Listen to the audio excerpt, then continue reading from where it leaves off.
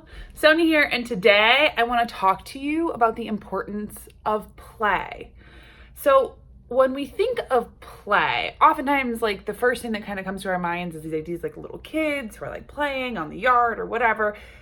But do you recognize and realize that we as adults need play too? The thing about play is it is one of the ways, and one of the most fun ways, one of my favorite ways to connect with your intuition, to help you better trust the universe, trust yourself, trust others, trust the moment. Our ability to play and be creative directly correlates with our ability to manifest, to be present, to tune in. And the more that we play, the more that we're able to have no attachment to the outcome. The interesting thing is our intellect always wants to know what the outcome is. It always is calculating, trying to figure out, trying to find all the different little pieces to make sure that we're safe. And our intellect is a wonderful thing. We love the intellect. It does a great job when it's in service to our spirit. And what I mean by that is that it doesn't cause us to doubt ourselves. It doesn't put us in that place of second guessing all of our decisions, especially our intuition. And when we allow ourselves to play, we allow ourselves to strengthen that place where there is no real attachment to the outcome.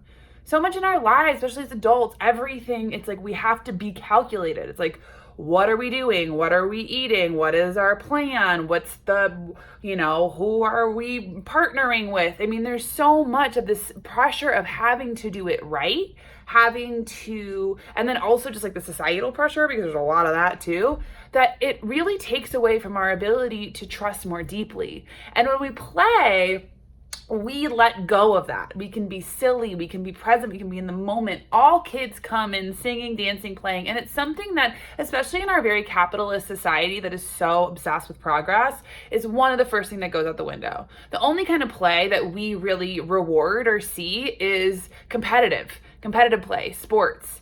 That's the only place where it's like, that's a good place to play. And when we play, we start to open up. We open up our intuitive channel. We open up our deeper listening. Last week, if you watched my video, I was talking about one of my favorite tools that I've learned from my mom, Sonia, is I wonder. And how wondering is, first of all, when you say I wonder, it opens up our ability to listen. We start listening more deeply. It's like, even if you just say those words, I wonder. It's like, I wonder. Opening everything up. I wonder. And when we play the I wonder game, and if you don't know my video from last week, if you're trying to get intuitive guidance on something and you're really trying to strengthen that connection, play I wonder. And what you do, and it's very simple. The only rule is that you can't be wrong, and you can't you can't wonder if you're wondering about is right or wrong. So if you want to have a new job, you say, I wonder what my new job would be like. I wonder if it would be in Reno, Nevada. I wonder if my new job would be at a software company. I wonder. And when we play that wondering game, different things drop in because we get out of that left side, logic-minded place into a place of wondering that opens up. It's a great way to play. For me, if you're one of my clients, if you follow me, I love playing. I love it. It's one of my favorite ways, and I find it such a great way to engage people. It's a really great way to get past people's defenses, past their circumvent their ego and connect them back to their own sweet spirit. Play requires a certain amount of trust, because we have to be vulnerable. We have to allow ourselves to just be in the moment. And so, first of all, ask yourself, how much are you playing? Like, how much do you let yourself play? What does that look like? Do you even think about playing? Do you prioritize play? The interesting thing is, I had a client who was intuitive, but would constantly doubt herself. And on top of it, was really, really, really, really critical of herself. It was just this sort of self-perpetuating cycle where she was very much an overfeeler. She would get, like I said, very critical, very left brain, worked in banking actually. And so was also in this very left brain place. And she was looking for a partner, felt alone, felt like she was without community. She was just, and all locked up The interesting thing is when we see people who don't play and don't trust the moment, a lot of times they hold a lot of tension in their jaw and their shoulders. One of the sides that I always see is they have like butt mouth, where they're just like, and they're like little butt cheeks are so clenched because they're just like against the world. But my sweet client was so sweet, and she just really, really, really needed a game changer. And her intellect centered all these different things. It was like doing all these classes and seminars and studying and all of it, and it just wasn't working. It was like, what am I missing here? And so I got on the phone with her and I said, you need to play. She said, I don't know how to play. I forgot how to play. I don't even know what that means. I said, what did you do when you were little? When you were a little kid, what was your favorite way to use your imagination? And she actually said, you know what I actually really loved to do when I was little is I not only love to color, but I also love to play pretend. Like, I loved playing pretend. It was one of my favorite things. And I was actually, out of all of my friends, one of the last people who played pretend. Everybody else was already on to the next chapter, and here I was still wanting to play with my imagination. And I felt a lot of shame around that. And so it sort of gave me this place of where I had to grow up. And I sort of threw my play out the window too, because I figured that, it would be a place where I would be judged or seen as different. And so I said, my guides are saying that you really need to start playing. So, my first thing is I would say is start to draw things upside down or draw things abstract, because one of her problems was her critical intellect would not let her do anything without just like criticizing her to death. And as we were talking about last week in my video about creativity, the critic stifles and kills the creative. It kills the creative. So I was like, why don't you just do abstract drawing or draw things upside down with no attachment to the outcome, just for you? She started there. And then we, and she was like, I'm starting to feel my spirit come back. I'm starting to be able to see the spirit of other people. I'm starting to find my own joy again, but I'm still not totally there. And so I said, why don't you join some community theater?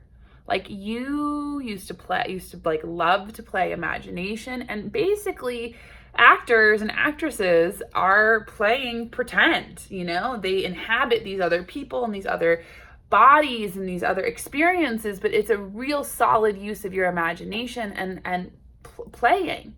And so she did. She joined the community theater and absolutely, absolutely loved it. She even started to take some ballet classes and was in, I believe, the Nutcracker. And there, not only did she find an incredible community of people who she absolutely loved, but she also found a partner at the community theater. Voila. Play. How it allows us, and even more so, just being more happy and content in our lives. When we play, magic happens. It opens us up to the universe. It opens us up to the present moment. There's no skin in the game, aside from, our egos, which sometimes can be embarrassed. Some of my favorite ways to play, and I play all the time. I love to make up scenarios. I love to make up songs. You can tell I'm in a really good mood when I'm singing and making up a song for you. I love to just use my imagination. One of my favorite ways to use my imagination is I like stuffed animals. I am an adult, but I love my stuffed animals. They're my fun way that I can be in a different world. I've got one with me right now, Chicken, who I love. He's my little big giant stuffed chicken. Maybe I'll show you a picture of him too.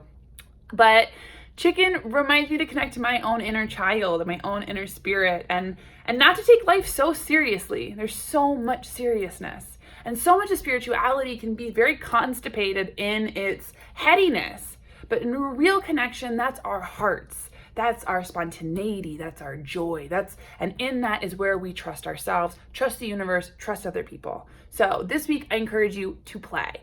And what I mean by play is do something with no attachment to the outcome. There's no right, no wrong. It's just, if you have kids, go play with them, play imagination or color, or if you're, an adult, or if you live by yourself, make up songs, draw, do whatever, cook. Come up with different voices, imagine, use your imagination. It is your biggest ally, and it will help you more quickly manifest, be open to new outcomes, new solutions. You'll be super surprised with the different things that come in. You know, Albert Einstein, for example, one of my favorite things he was saying when somebody asked him how he came up with the theory of relativity, he said, I was listening to a beautiful piece of music and it just dropped in. And that is also can be a nice form of play, listening to music and using your imagination. And you'll be surprised at the downloads and the things that you are trying to figure out over and over and over again and how they open up. So I hope that this week you have a fabulous week playing. Play full out. Don't let your part of you that gets scared play. Play full out, 2 feet in, and have fun. Sending you all my love. Bye.